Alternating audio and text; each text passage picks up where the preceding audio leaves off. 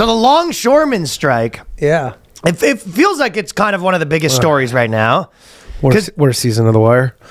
Why? Oh, you don't remember The Wire? Did you ever watch all the second season of The Wire? Remember, it was all. Is like, that what happened? It was like they're like all in the fucking hood and like Avon Barksdale, and then season 2 starts and none of them are there, and it's just they're at the docks. What the fuck? Everybody's like, what's going on? Where's the crack? And they go, how do you think the crack gets in? At the docks. Yeah. Okay. Is this the director's son wrote this? Yeah. What the hell? And then I guess I'll just see you guys back in season 3 when we're back to the hood. Yeah. So the Longshoreman strike, it's kind of different from other strikes because there's one part of it that's really funny to me, but the first part about it is that like it seems like it actually is kind of a big deal because it's one of those things where there's a lot of strikes that happen and you're like, yeah, this sucks, but it doesn't really affect that much. Uh-huh. You know what I mean? Yeah. One of those would be, for example, being the New York Times. Sure. Yeah. It affects 0. But with this one, you're like, if a strike goes on forever, it's, prices go up like crazy. And then on top of that, Christmas is canceled essentially because where do you think all the drugs come from? How do you think they get in? At the ports. People can't get their drugs. Oh, that's the thing. People are like, there's drug users right now being like, what? I don't care, man. You're like, yeah, you just wait, man. So just wait. Exactly. So it could screw up everything, right? Mm-hmm. However, have you watched the videos of this guy? Yeah, it's kind of what you think he'd be. He's just like a fucking. Well, he is more than I had hoped. Yeah, because this guy, I got a video of this guy, and I actually downloaded a couple of videos and I put together a little compilation. Oh, nice! I like a good compilation. So this dude is like out of a fucking movie mafia guy. He's all fucking. They all like idolize Jimmy Hoffa. Yes, right? Yes. Like they're all just like, I'm a mini Jimmy Hoffa. They all think they're Jimmy Hoffa. Yeah, they're all like, I'll put you in cement shoes like Jimmy. Dude, he's wearing a fucking gold chain. Oh yeah, like an enormous gold chain that. It is just so funny being like, we're just listen. We're just trying to get where we're trying to get, we need some money too. You got to break us off a piece. He's got a fucking $3 million chain on. Yep. But he literally says he's talking in language like, it'd be a real shame if something had to happen to your ports, right? Real shame. Okay, take a peek at this guy. But today's world, it's changing into the future. They're not making millions no more. They're making billions.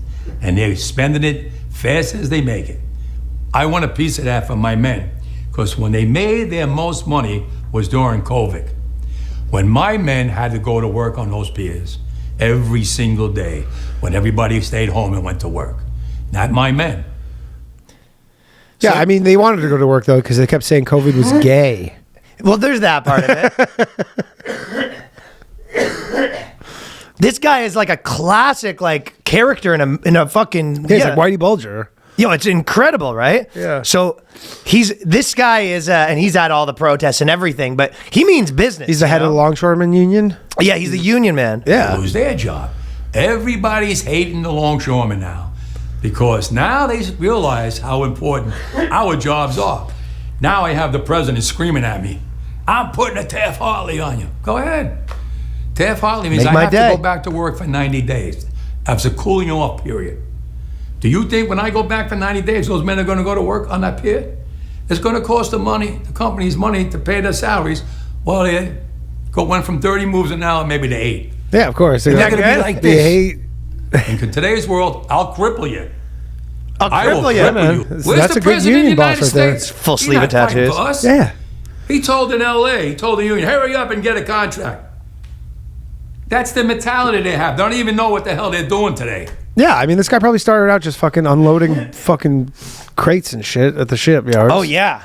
But he's worked his way up. He's a real just man of the people. This is like, central casting put this guy in charge of the union. For sure. You know what I mean? Yeah. I'll cripple you.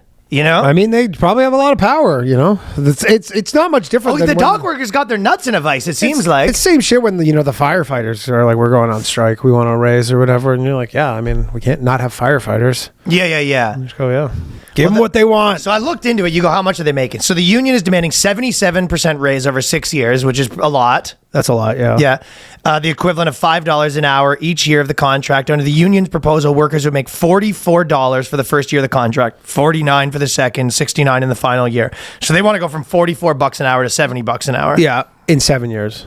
So right now, the top tier hourly wage is $40 an hour, right? So about 81 grand a year. So your average longshoreman's making about 80 grand a year. However, these guys are all putting in like 60, 80 hours a week. You know what I mean? Yeah, for sure. So he says a lot of these guys are making, 150, 200. So they're doing pretty good, but they want to bump that up. Yep. But these guys, they do have the nuts in a fucking vice. Yeah. And this guy doesn't look, unionized.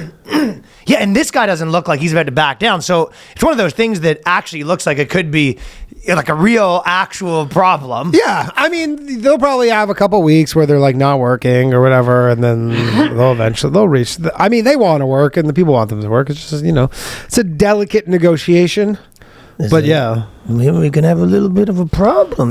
He's the guy. He's talking like the Godfather. That guy is the Godfather of the fucking docks. Yeah, he's the real deal union man, like you read about in the fucking old school books, my friend. Plus, that's the thing. Everything's made out of the country now, so you're like, yeah, if you want all the shit that you globalists send all our jobs away for, you want all these goods, then hey, yep, that's how you're getting them. You're getting them through the dog. Can't be replaced, and they want like a robot protection and stuff. He goes, these robots are coming for our jobs. They don't want the robots to get involved. That's one of their big things. They hate the robots. Yeah, they hate the robots. I mean, most of the unions, a lot of what they're talking about is stopping the robots. Yeah, I mean, the robots are coming. You're not going to break off a piece for me? These guys got millions, billions of dollars. Oh, man, the mob. Yeah, and the mob's still Chuck don't get a piece. Well, am I taking crazy pills? I'm looking around. I'm seeing millions here. I'm seeing billions here. I'm looking at my bank account. I'm feeling a little parched over here. A little thirsty. You're not going to wet Chuck's beak? Yeah. He's basically saying he also can't factor in that he obviously can't be like, how much we have to kick down into the mob to make things run smoothly? It's like, obviously I can't say it, but it's like, goddamn. Yeah. It's like the kickbacks to the mob are insane. Yeah, I don't think you understand how much is getting kicked back. Like in the fucking gray market here. It's like, you think this chain was fucking free? Yeah, exactly.